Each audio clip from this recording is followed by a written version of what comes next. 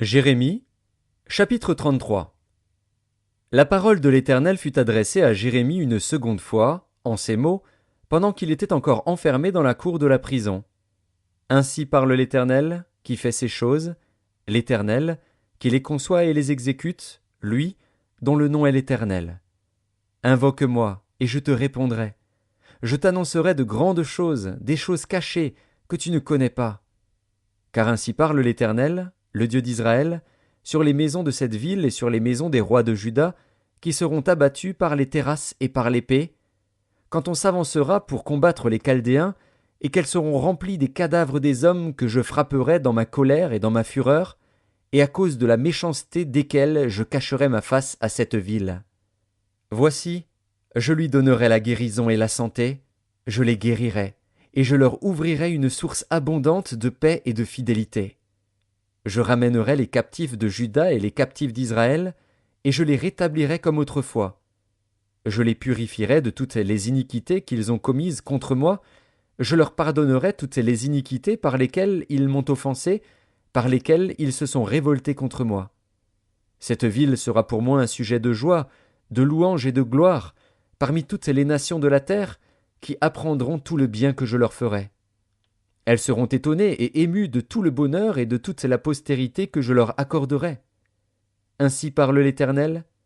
On entendra encore dans ce lieu dont vous dites « Il est désert, il n'y a plus d'hommes, plus de bêtes ». On entendra dans les villes de Juda et dans les rues de Jérusalem, dévastées, privées d'hommes, d'habitants, de bêtes, les cris de réjouissance et les cris d'allégresse, les chants du fiancé et les chants de la fiancée, la voix de ceux qui disent « Louez l'Éternel des armées, car l'Éternel est bon, car sa miséricorde dure à toujours. » La voix de ceux qui offrent des sacrifices d'action de grâce dans la maison de l'Éternel. Car je ramènerai les captifs du pays, je les rétablirai comme autrefois, dit l'Éternel. Ainsi parle l'Éternel des armées. Il y aura encore dans ce lieu qui est désert, sans hommes ni bêtes, et dans toutes ces villes, il y aura des demeures pour les bergers faisant reposer leurs troupeaux. Dans les villes de la montagne, dans les villes de la plaine, dans les villes du Midi, dans le pays de Benjamin et aux environs de Jérusalem, et dans les villes de Juda, les brebis passeront encore sous la main de celui qui les compte, dit l'Éternel. Voici, les jours viennent, dit l'Éternel, où j'accomplirai la bonne parole que j'ai dite sur la maison d'Israël et sur la maison de Juda. En ces jours et en ce temps-là, je ferai éclore à David un germe de justice. Il pratiquera la justice et l'équité dans le pays. En ces jours-là, Juda sera sauvé, Jérusalem aura la sécurité dans sa demeure.